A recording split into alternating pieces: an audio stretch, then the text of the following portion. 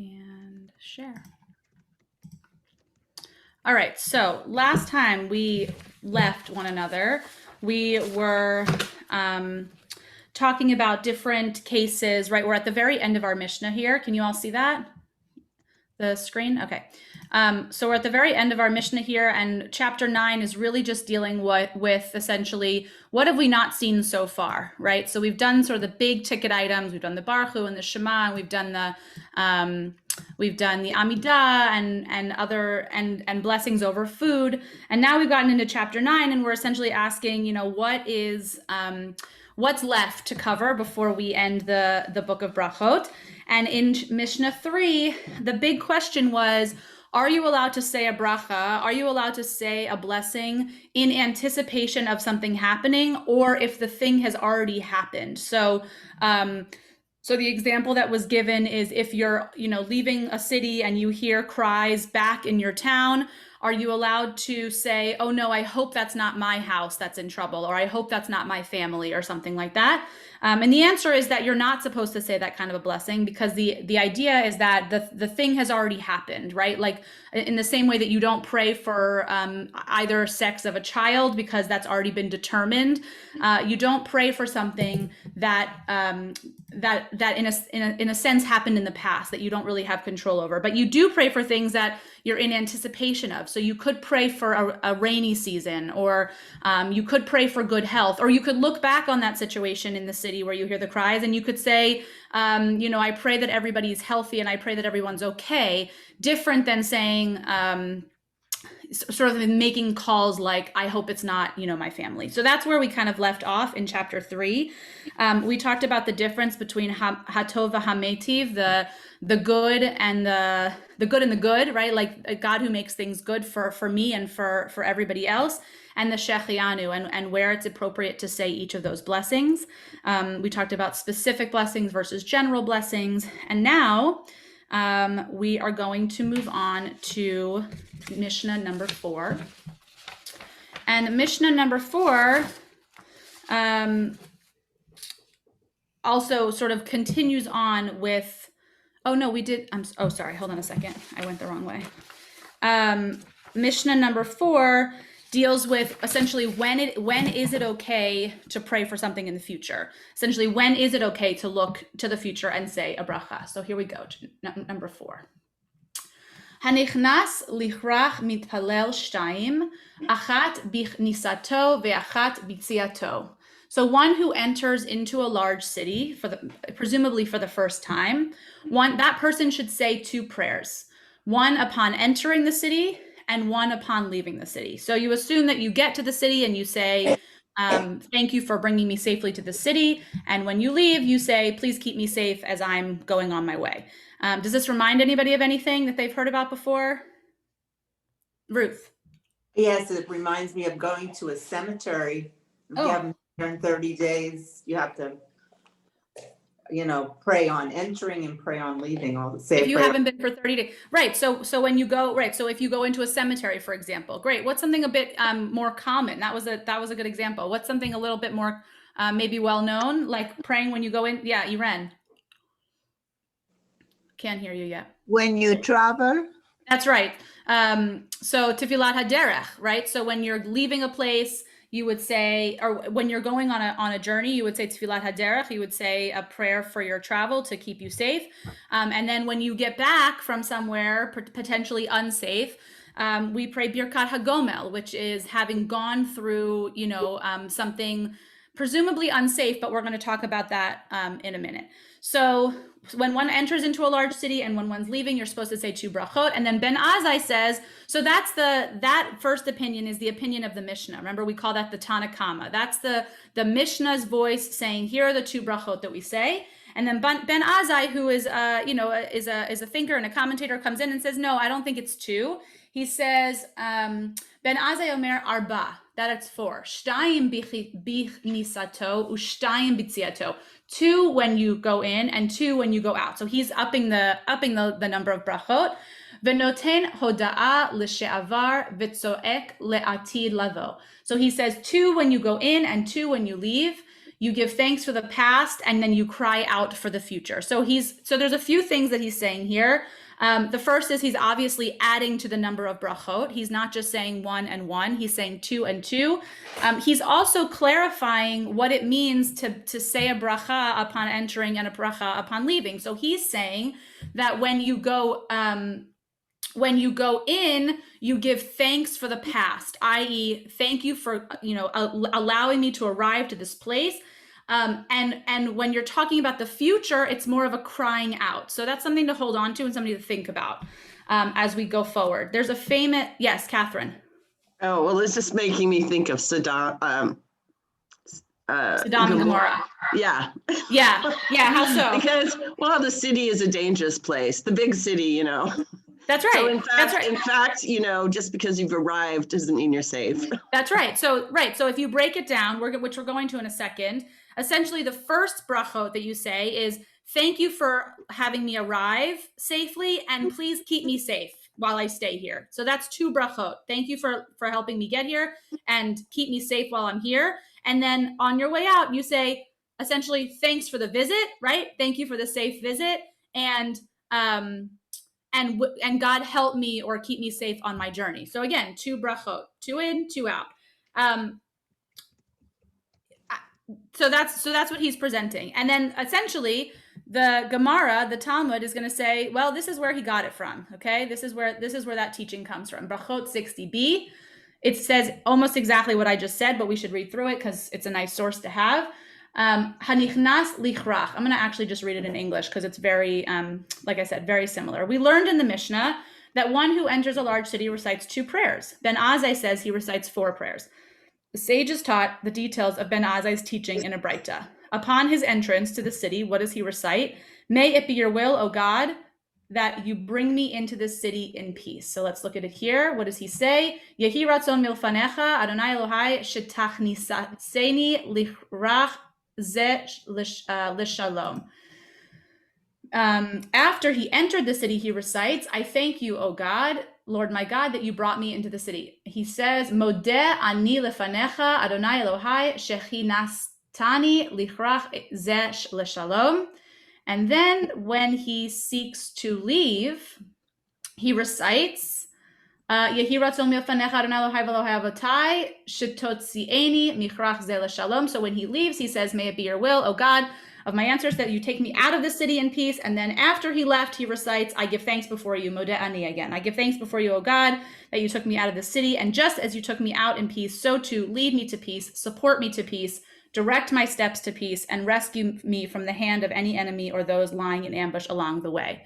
Thoughts on that. So we have 2 scenarios. We could either say 2 prayers, one upon entering and one upon leaving, or we can go with Ben Azai and we can say 4.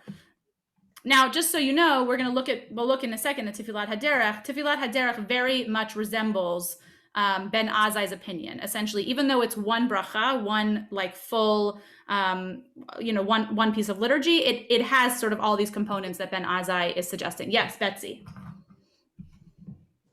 I'm sorry because I missed a little of the beginning introduction to this, but are you saying that certain portions of this is what's Tefillat HaDerech now? Because it looks that's like right. We're going to look at it. Yeah. But so it's very interesting because it says if the translation is right, you take me out to peace, because the sense is, well, maybe you entered this village or a community, you asked to come in peace, it was safe for you, it wasn't like Sodom, and then when you leave, there's all these unknowns out there, and traveling was so dangerous and stuff like that. So it's like, it's interesting. It's always 2 peace, like, please protect me all the time.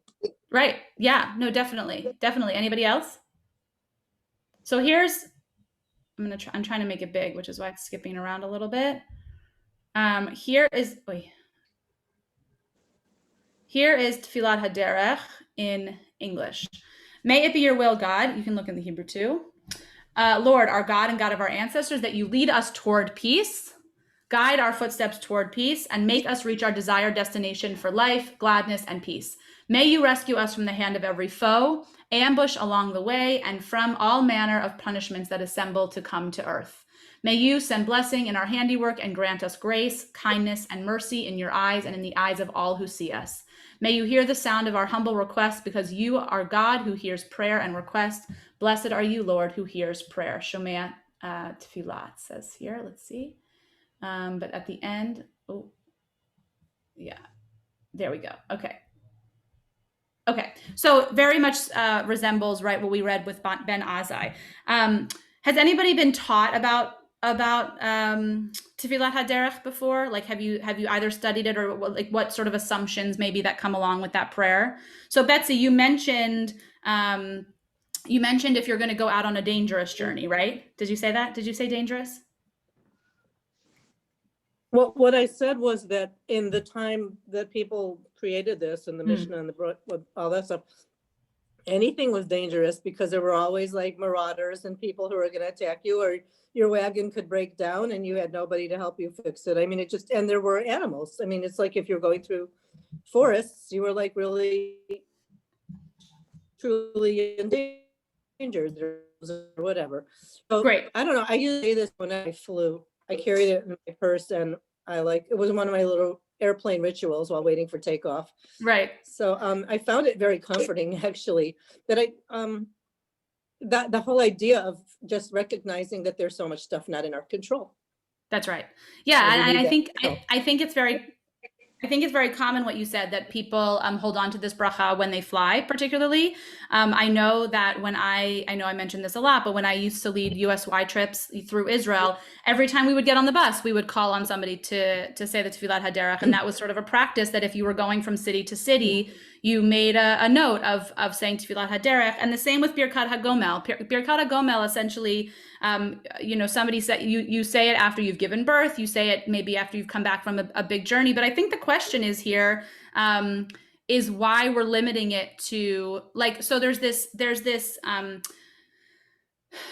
towing the line, like we talked about with the Shechianu, of like overdoing it versus sort of giving it intention. And I wonder, Betsy, you said it before you fly. There's statistics that say that driving a car could actually be more dangerous than flying, right? So I see you shaking your head. So the question is, when are you actually supposed to say that prayer? And there's not a whole lot of direction in our text, but I'm curious. Yeah, Iren, I see you have your hand. Yeah, I'm wondering though, why isn't the one enough? The one saying, thank you for bringing me here and letting me go. I doubt that we wanted to come not in peace and leave not in peace. It seems to me that you can say it to be more complete, but once you say, thank you for bringing me here, you assume that the next sentence is, and I am in good health and in peace. Right. So you're sort of noting like a bit of redundancy, that you assume that you want us to just make the assumption that if we're that we're thanking God for having reached the destination, and that of course we want to stay in peace, because why wouldn't we? Yeah, I guess that's true. I mean, I guess it adds sort of a piece of intention that maybe otherwise wasn't part of the blessing. Alan, do you have your hand up? Yeah, make sure you unmute. So I spend about half the year at sea, sailing my sailboat throughout the South Pacific. Is this the appropriate prayer when I'm leaving port? So that's turning over, accepting, I guess, the intricacies and dynamism of nature is a really important part, right? You never know exactly what's going to happen. Right. I mean, I would say two things. The first is, I think that's exactly the question that we're trying to answer, right? Is when is it appropriate to say the bracha and when is it not? But in terms of who's the expert here, I think that's you, right? So when you leave a place, do you feel like it's a dangerous situation, or do you feel like it would be worthwhile to have God on your side for the journey? I think that's up to you. Makes sense. Yeah. Yeah. Do you have a sense of that? I mean, is it sometimes dangerous and sometimes not? Do you mostly feel safe? What's your experience? Well, if you're on a 43-foot sailboat and you're going to sea, you feel as if you have, you've prepared your boat, you've prepared yourself, but there's always the unknown. Sure. Right. That's true. Yeah. Anybody else? Yeah, Roz. Sorry. I'm just thinking about, talismans that have tefillat haderech on them. Even like mezuzot that you put in your car or stuff that you hang out off your rear view mirror, on your keychain. And I do feel like sometimes stepping out of your house can be really dangerous, especially if you're a pedestrian or you're driving your car, you never know what's going to happen. So personally, I feel like it's appropriate, as you're leaving your home, even, some people might think that's extreme, but stuff happens. That's right. That's right. Yeah. Anyone else? So a commentary that I read yesterday basically said anything longer than a quote normal drive, right? So if you're going to grab milk from the store, maybe you don't need it. But anything outside of that, it's going to be take you 10 or 15 minutes, and that's not halacha, right? That's not a law. It is it's a commentary on this Mishnah and on this Gemara. But I think it's something that we can take with us and think about, not as a way to scare us that every time we leave our house, we should feel like we're in danger. Rather, what is our path that lies ahead, and how do we rely on brachot, essentially, right? Which is a question that we've been asking this entire book of the Mishnah.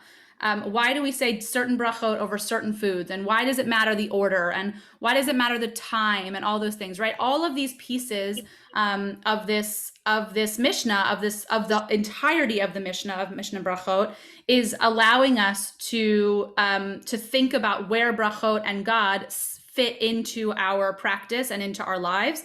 And so perhaps it is a practice that when you leave your house and you're going more than 10 or 15 minutes, it would make you, feel closer to God if you said a prayer, and maybe to you it doesn't feel necessary, right? So I think it's a very personal thing, and one that brachot is kind of constantly trying to offer us in terms of thinking about how we fit daily prayer and practice into our lives. Yes, Betsy.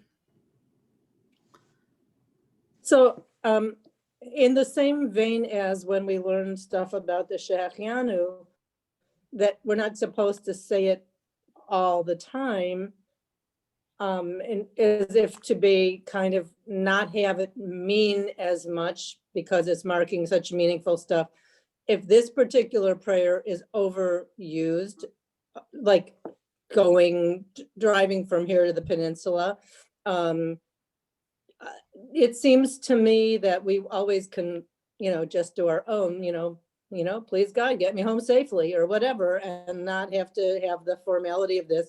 But if we want to have certain things that really have the meaning of some dramatic trip, like a flight or a boat trip across the ocean, or even across the country, it's a matter of like the overuse so that it sort of diminishes the power or the import or whatever. I think it's kind of similar to what we talked about with other things. Definitely. I definitely want to bring that up, even though say bless me for. Yeah, I definitely think that that it gives us what to think about, right? I mean, I wouldn't want to tell somebody that their journey to the peninsula, is what you gave as an example, is more safe than getting on an airplane and flying to Los Angeles. I mean, I don't have any sense, right? Like I have no idea. I have no more information than you do, I would say, on that. And that if that sort of brings you comfort or brings you closer to God or whatever the reason might be, I think that it's okay, right? To think if you have intention behind saying that. There is your plug. I am going to think about it, but yeah, Catherine. But isn't it kind of weird that, like for so many other mitzvot, they say it must be an olive's worth or whatever. Isn't it kind of weird that they haven't given a distance for this prayer? A distance. Yeah. Well, yeah. I mean, I don't know that it has to do with distance, right? I mean, I don't want to get too dark, right? But I already said it's called traveler's prayer. So Sure, right? but like, okay, so like another statistic that I've heard, right, is, so we already talked about it's safer to get in an airplane than a car. And then there's another statistic that says what percentage of accidents in cars happen within a mile of your home, right? So like you can get into all of these discussions, like what Roz was saying. I mean, every time you leave, you don't really know what's going to happen. And I do think Does it say to do it only when it's dangerous? It doesn't say to do it So only. it doesn't matter what the statistics are, does it? I mean, Right, but why would distance? I'm just being the devil's advocate. Please, but why would distance matter then? I'm just saying it's curious. I don't know if it does or doesn't, but I mean, because we could, so I'm actually more interested in the second prayer for being in the city. And what is that prayer? Is it different? Like the second prayer. Oh, well, it gave us you mean the first and the second and the first and the second? Is that what you mean? No, I mean, Ben Azai said he should say two. So what's the second one? Is it actually different? Yeah. So he says here, upon entering, he says, may it be your will, right? This Yehi Ratzon. And then right after that, he says Modeh Ani, essentially. He says them, I'm looking at the shared screen by myself again. Hold on a second. I'm pointing to it so nicely, but none of you can see. Okay, right. So here, this is the first blessing right here, Yehi Ratzon. Thank you for for bringing me into the city. And then right after that, he says Modeh Ani. And thank you for bringing me into the city in peace, right? And then when he leaves, he says the same thing, but the opposite. Yehi Ratzon, taking me out, and Modeh Ani again. So those are the two brachot. They go back to back. But I do. And they're different. They are. I just want to say they are different. Oh yeah, they are different. Being in a place, that you're in that place with those people. You're trying to fit into whatever's happening there peacefully. You're a stranger. I mean, it's different. It's a different kind of prayer. That's all I want to say about it. Yeah. I'm looking at it. I'm not looking at it as, why do we need this prayer? It's like, yeah, it makes sense that you might need this prayer. Right. Outside of unusually dangerous situations. Like you might need it anyway, even if it's not like the most dangerous. It could, like anything could happen, kind of. Yeah, but I mean, I think we already said danger wasn't exactly the point. That's right. Well, that definitely not in this Mishnah. It doesn't seem to be in this Mishnah, though. I guess the point was, and given what we might know about this prayer, or what we may have been taught about this prayer, is that there is a thought that it does go along with danger. Betsy, was saying that in those times we didn't know what we were going to come up against, and I think that we, even though obviously things have progressed in terms of the way that we travel and our journeys, that things are maybe the same. And we still have muggers lying in ambush. So, definitely. Sadly. Yeah, Irene.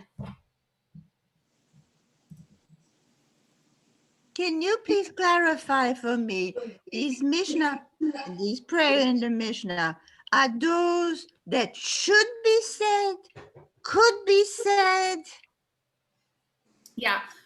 So when the Mishnah is then is later codified into many books of different books of law, right? So the Mishnah is kind of our original form of law, and then over like centuries, it's been codified and sometimes changes and sometimes not.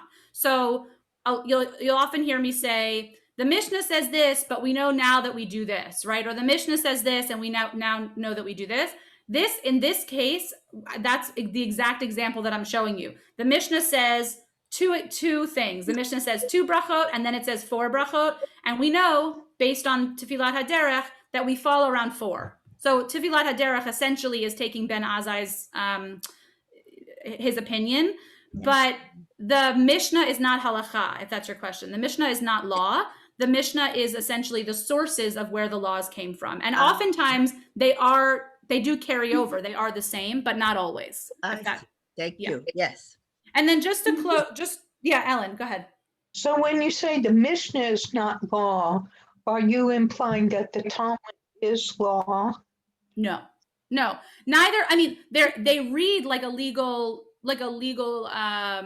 source, but not all of it has carried over that we, like, for example, there's tons on mitzvot and sacrifice and things that only made sense in temple times, right? So we don't use any of that. We see here that there are two opinions of this Mishnah, and we only take on one of them sort of moving forward. So the Mishnah and the Gemara, the Mishnah and the Talmud are sort of the source of the law. And very often the law does come directly from there, but more often than not, it's been codified into something that's sort of more that we call halakha, that we call Jewish law, that we actually follow. And if we wanted to look at halakha, what text is that included in? There's tons of there's many. The two big ones I would say are the Rambam's Mishnah Torah and the Shulchan Aruch, which I've brought a few of those to this class when it feels necessary. But those are kind of the big ones that I would pay attention to. And then there's tons of commentaries on both of those things. Before we move on to our last Mishnah is extremely long. So I want to make sure that we have time for it, because that would be a real a bummer. Our last class, we're like leaving you hanging. I wanted to just talk for 1 second about Birkat Hagomel, which has similar connotations of Tefilat Haderech, which is to say there's a feeling, I think, or the way that we're taught, we say Birkat Hagomel when you've recovered from an illness, or you've, like I said, given birth or come back from a big trip. And I don't know that that's necessarily the case. That has to be the case either. I think that there is a need, or that we should all be sort of thinking about, how this prayer fits into our lives, so that we A, don't overdo it, but B, that we don't reserve it for something so dramatic and tragic that you never get a chance to say it, right? Like, so we don't have to go into the same conversation, but I think it does bring up the same questions as Tefilat Haderech, which is, what is it exactly? What sort of constitutes an event where you might say Birkat Hagomel? So again, this teacher that I was watching last night and reading along with, he said, anytime he goes more than 10 or 15 minutes, he says Tefilat Haderech, and similar with Birkat Hagomel, if he's gone, driven from, one state to another state or whatever, like, you say gomel as if you've really come through something. So I'll encourage you to sort of think about those two brachot, those two blessings. Tefilat Haderech. What does gomel mean? Birkat Hagomel is that's when you. The word gomel. That's a great question. I don't know. I'm not sure what the word gomel means, but it's having like gone through something sort of, big, I guess. We could look it up though before we leave, because it's in the Siddur. Okay, we are going to move on to Mishnah 5. Mishnah 5 is, I'm going to show it to you. It's extremely long. Let me see if I got everything in here. Hold on a second. Okay. And there's a little bit of review, and then in terms of blessings that we've seen before, and then there's a big section of things that are new, and we're going to do our best to get through all of it. Okay.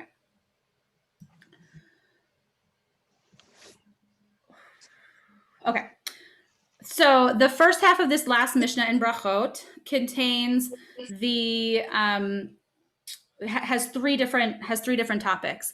One is blessing God for bad things, which we've seen before.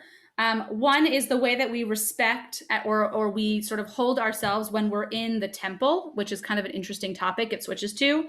And then the third is decrees that different rabbis have made concerning different brachot that you say when you are greeting somebody else, specifically when you're in the temple. So section 1, we've seen a little bit before, but it's going to break it down for us in a way that we haven't seen before. So chayav adam levarech al hara'ah kashem shehu mevarech al hatova. One must bless God for the evil in the same way as one blesses for the good. We've heard that before, as it says, Ve'ahavta et Adonai Elohecha b'chol levavcha u'v'chol nafshecha u'v'chol meodecha. So because of this line that we know from the Ve'ahavta, from the Shema, that you shall love God, the Lord your God, with all of your heart, with all of your soul, and with all of, in this case, translates as your might. You've obviously all heard this one before. We've even studied this in the Mishnah before. But now it's going to break it down for us. So it says, sorry, it's hard to toggle between the English and the Hebrew on the page. Bechol levavcha. So on bechol levavcha, with all of your heart, what does that mean? It says that if you have to love God with both of your impulses. Now they're doing a play on words here, or a play on one word, I should say, that because there are two bets in this word, it doesn't say libcha, like your heart. It says levavcha. It has two of the letter bet. They're saying that there's reason for this repetition, and that it's like a kind of an odd form of a verb. And because there are two bets here, the commentators say it must mean that they're talking about two separate things. One is your evil inclination, and one is your positive, your good impulse, right? Yetzer hatov and yetzer hara. You've probably heard that before. So examples of the good impulse might be like, we assume, spiritual type things, religious, right? And bad is more like material or physical pleasures. So you're supposed to love God with both of those things. Okay? Any thoughts before we move on? How do you love God with an evil impulse? I'm not totally sure, but it's something to think about. Okay, but that's what they're suggesting. You're supposed to essentially be loving God with your full, your full self. And in this case, both the evil and the good. Okay, the next one. Uvechol nafshecha, with all of your soul. And it says here, afilu hu notel et nafshecha, even if God takes away your soul from you, even if God, even that, essentially that means that you're supposed to value your love for God more than you value your own life. Okay, a little bit problematic. And then the last one, which I think we have talked about before, is uvechol meodecha, with all of your might. Here says bechol mamoncha. Mamoncha is money, with all of your money, with all of the sort of material that you have in your life. So far to say with all of your money, that some people might believe that their money is more precious than their life. And here we're being taught, you have to love God with all of your resources, essentially. And you can sort of take it to mean whatever you think. So any thoughts just based on that breakdown before we move on to the next? I'll read one more, which says, Devar acher, another explanation, bechol meodecha, for this idea of all of your might, is bechol midah umidah, shehu moded lecha have modeh lo meod meod. Another explanation is that whatever treatment God gives you, whatever attribute that God judges you on, give thanks and give thankfulness, meod meod, like a great deal. Give thankfulness to your greatest amount. So it's essentially saying here, right, that there are going to be things that maybe you are going to come in your way of being able to thank God. Bad things are going to happen in life. Things will happen that maybe aren't necessarily going your way, and still you're supposed to sort of rise above, and you're supposed to thank God for the good in the same way that you thank God for the bad, and sort of being grateful for God comes above everything else. Not problematic at all, right? Okay. Yes, Irene. But it makes me think a little bit that God is just like or could be compared in some way. It's not the right term, what I'm going to say, but it's like we are supposed to give compassion to our neighbor, even if our neighbor had bad intentions. So we should apply to God the same, or we should apply to our neighbor the same principle that we apply to God. So when God creates anger in us and we get angry, we should bypass it and love God. Great. So we should try to find a way to use our anger to still be able to come out above and to praise God for what we do have. Yeah, I think it's much easier said than done. Anybody, Ellen? That's very similar to what I was going to ask about. It seems to me could it be that if you praise God for your evil impulses, that kind of tunes you in, that you may have this impulse, but your love of God may help you master that impulse? Great. Or be able to control it, that your love of God might help you to control it. Yeah, I think that's great. I also think that there's an element, which is maybe the problematic part, that that you have the evil impulses for a reason, right? That you have these Yetzer Hara to, I don't know, to teach you something or to help you to learn or to grow, to sort of counterbalance the good inclination, right? So, but yeah, definitely the idea is that something good would come out of either of those situations. Dara. Well, I think it was in the Musar class that we define Yetzer Hara as more of a self-preservation type of inclination. Great. So if you look at it through that lens, you know, it takes away sort of the sting of the words Yetzer Hara. And then the other thing, I think we've talked about this before in the idea of blessing the good with the bad, that all things are part of life. And if one is grateful for the gift of life, then, and, you know, things happen as they do, then you have to look at it as all part of the same thing. That's right. Yeah. So, yeah. And I think, again, I think that's harder. I mean, it's harder said than, or easier said than done. And we hit on, first of all, I love what you said about the Yetzer Hara. I think that's a great lens to bring in about sort of self-preservation, and that we have Yetzer Hara actually in sometimes to keep us safe and grounded or on this, you know, on the straight path or whatever, however you want to define it. And as far as, we were talking about last time, the prayer for rain, right? And whether we are blessing on the good, or so if you're, you know, experiencing mudslides and floods, what might come out of that? It's hard sometimes to see the good that comes out of those things. But nonetheless, we're supposed to remember that, you know, that God acts the way that God does in for a reason. Now, this is the theology that the Mishnah is teaching us right now. It's not an easy theology to ascribe to, and one that I'm sure sort of comes and goes as you have life experience, right? When young people pass away or things like that happen in life that don't seem explained, or you can't necessarily find the good in that, right? But this is what the Mishnah is trying to teach us. Raz. Oh, I was just gonna I guess what Dara was saying is that, you know, it's a kind of a expression of self-love, I guess, to accept both sides of yourself, and that if this is how God made you, you know, you're also, you know, deferring to God's will. You know what I mean? Yeah, definitely. Right. So there's, you know, God made you whole, and everybody has good and bad in them, right? And it's kind of your job to control it and to figure out how to be in the world with both of those pieces.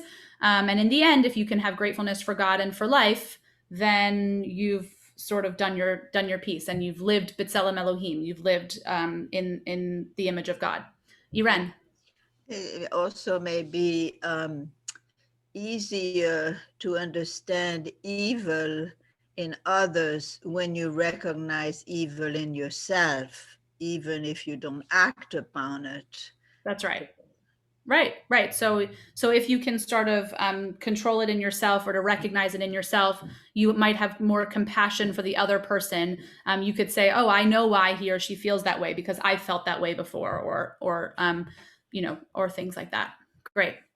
So if it was up to me, the Mishnah would end here, but it doesn't. It goes on into this kind of crazy off topic, but anyway, we're going to go through it, and we're going to go through it relatively quickly because I want to leave time at the end to sort of just reflect back on brachot. So, okay, let's see. So devar acher. Okay, lo yakel adam et rosho keneged sha'ar hamizrach. So I brought. I didn't share it again. Sorry.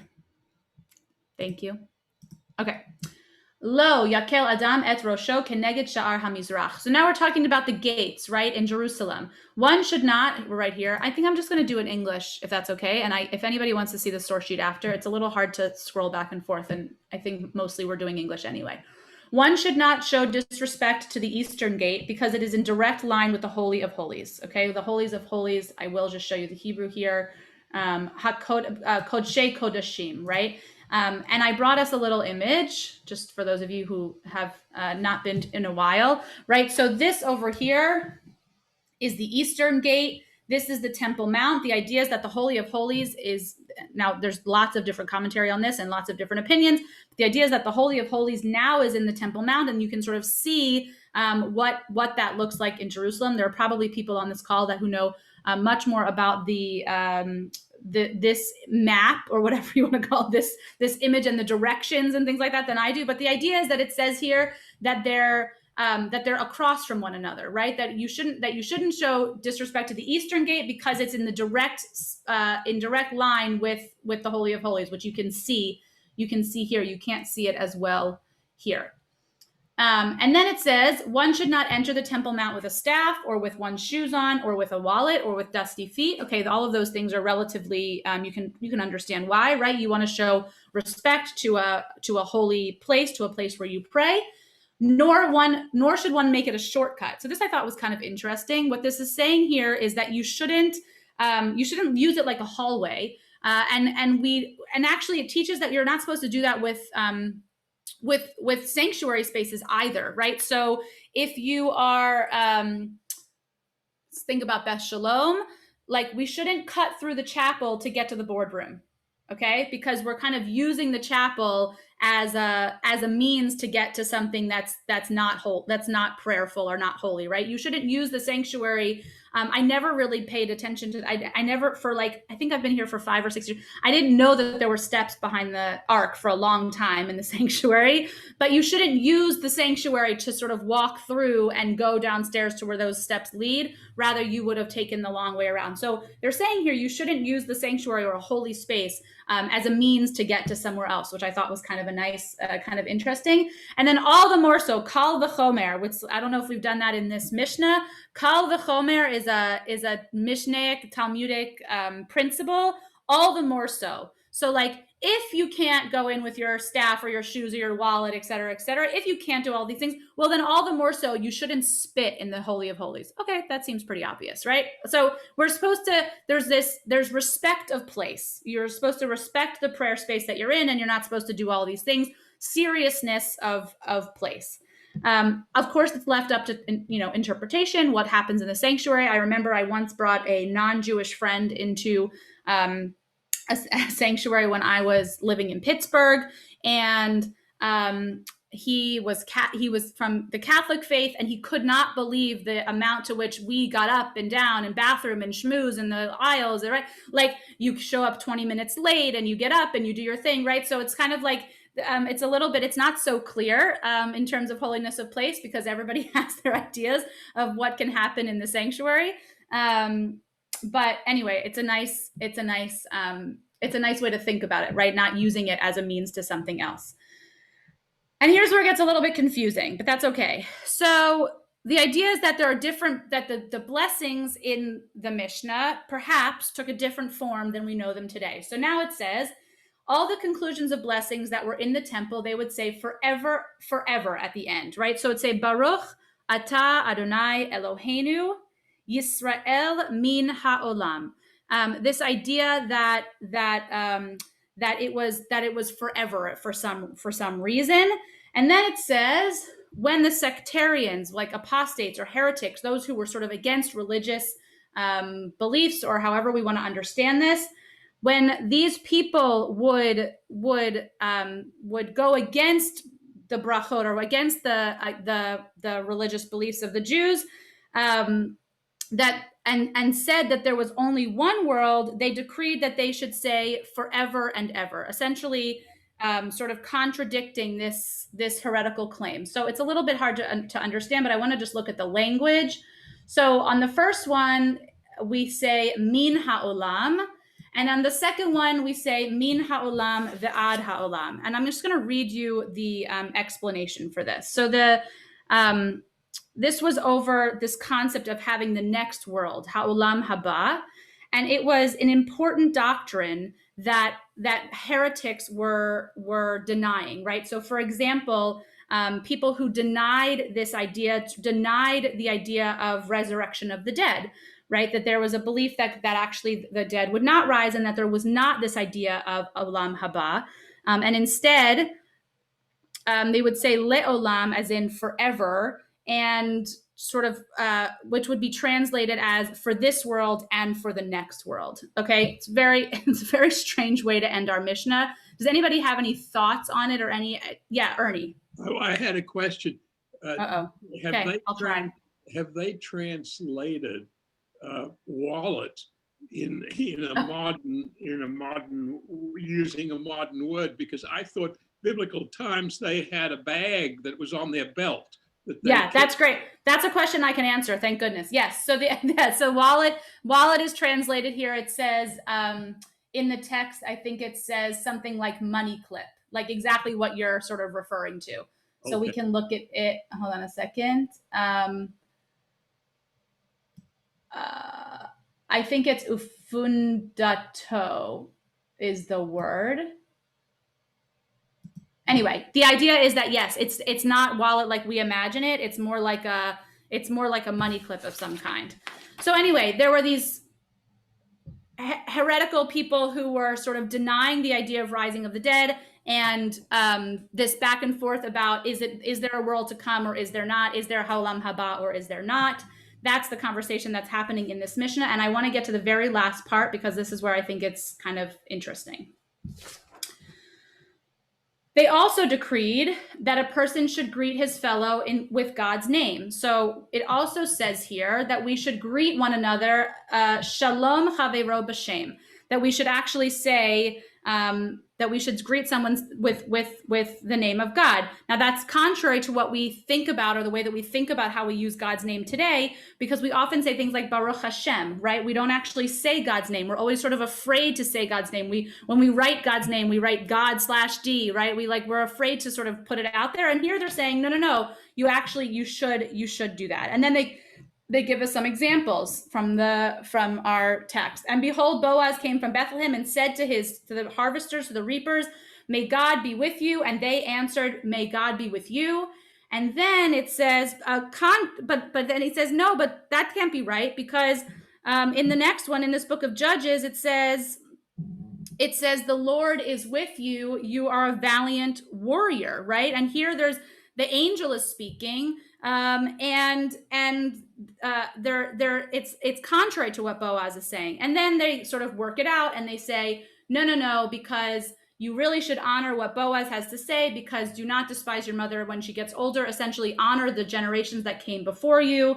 And in the very end, it says, it is time to act on behalf of God, for they have violated your teaching. Rabbi Natan says, they have violated your teaching. It is time to act on behalf of God. Essentially, these folks have sort of disengaged with God, and it is time to bring back God's name into the way that we see one another, and that we see our friends, and that we address our colleagues and our friends when we see them. We're supposed to actually use God's name to address one another. So that was kind of a long way of getting to that very last line. And Betsy, yes. Oh, you look a bit frozen. Go ahead. I have a family friend who was like an aunt. She might have been raised by a religious mom, but she herself didn't really practice or raise her daughter in that way. And they were Unitarian for a while, but she never failed to end a phone conversation or a card that she wrote with God bless. That was like just part of her vernacular. So it's what you're saying, that, right? Yeah. And right. It was really interesting listening to it from her. And at first, for a long time when I wasn't where I'm at now, it was like, what are you talking about? Kind of weird, awkward, uncomfortable. And then I started really enjoying it and loving it and appreciating it. And I don't think I talk about blessings with my kids a lot, but I don't think I've ever said to them, God bless. I may have said, God bless you, but just like as a sort of sign off on a text message, no. but maybe I will. I mean, it's kind of nice, Yeah, to be in the consciousness. that's right. So in our last, 5 or 6 minutes, without getting into sort of the nitty gritty of this Mishnah, because it's a bit out there, right? To close like this is kind of a bit out there. Oh, and by the way, hold on. Oh wait, am I sharing? Let's see. Hold on a second. I do want you to just see that I have here. And Mazel Tov, we made it to the end.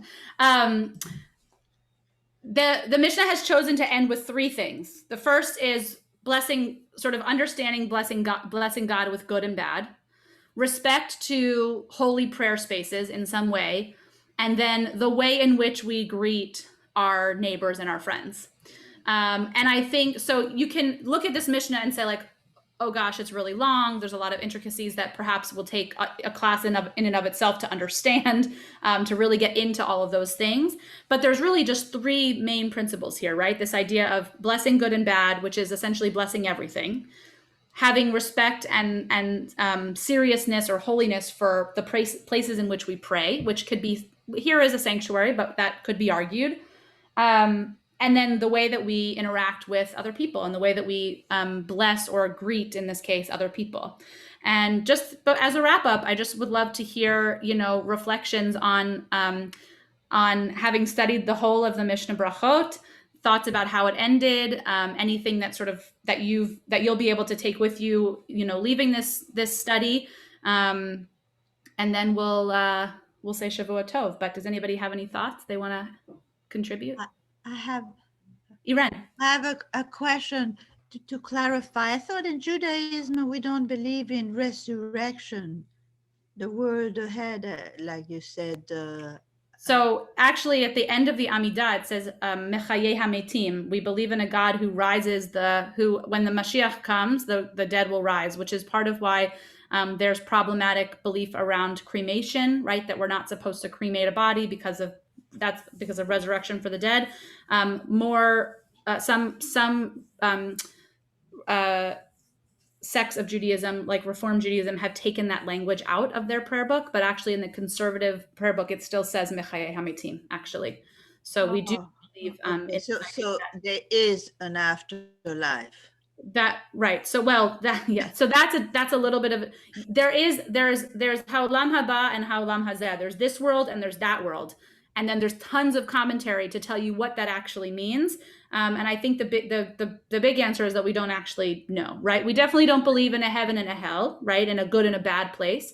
But there is like an idea that you're doing things on this world because of the world that's going to come. And I see. We don't necessarily have a clear understanding of what that means. Okay, thank you. Sure. So we're ending brachot. Usually we end with a l'chaim, but most of you probably have coffee or water at this point. So that's how we can end. If anybody has thoughts about sort of the question I asked before, otherwise, or any reflections having now gone through all of brachot, 9 whole chapters, I welcome your thoughts or reflections, and otherwise, say Shavua Tov. Ellen. Oh, you're muted. One thing that I want to say is that I just have found this so helpful in terms of examining the way that I live my life and how I tune in.